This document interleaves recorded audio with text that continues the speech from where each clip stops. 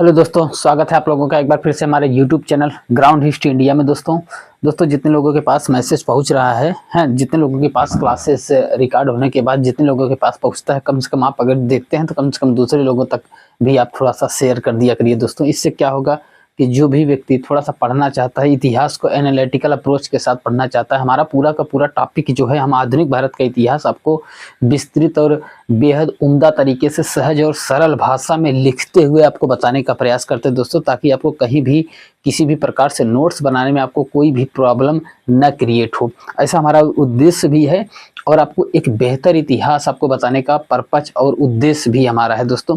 तो बहुत बहुत स्वागत है आप लोगों का हमारे YouTube channel ground history India पे।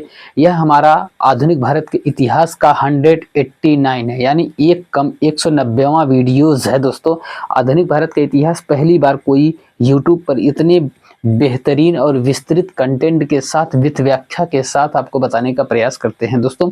तो चलिए देर न करते हुए शुरू करते हैं। तो हमने आपको बताया था कि भारत, हमारा जो आधुनिक भारत का इतिहास चल रहा था, उसमें हमने आपको बताया था कि कैसे 1935 का भारत शासन अधिनियम आता है और भारत 1935 के भारत शासन अधिनियम में यह प्रावधान किया गया था कि भारत में प्रांतीय चुनाव कराया जाएगा।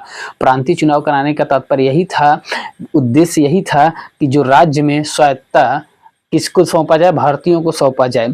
और इस प्रांतीय चुनाव का जो है पहली बार मुस्लिम लीग और कांग्रेस ने विरोध किया था। मुस्लिम लीग और कांग्रेस ने विरोध क्यों किया था?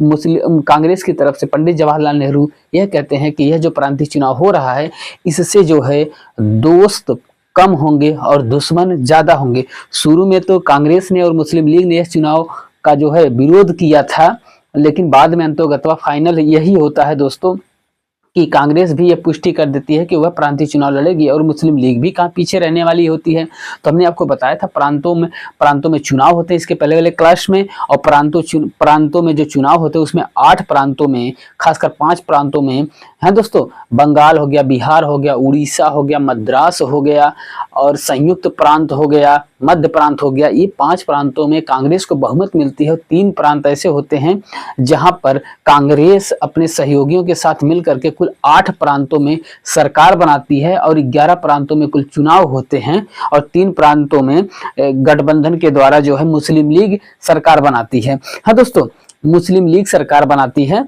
अंतोगत्वा होता क्या है दोस्तों, मुस्लिम लीग सरकार बनाती है 3 प्रांतों में सहयोगियों से। अंतोगत्वा होता क्या है दोस्तों कि इस पृष्ठभूमि में जो हमने आपको बताया था इस क्लास में, मुस्लिम लीग के लिए यानी मुसलमानों के लिए जो 4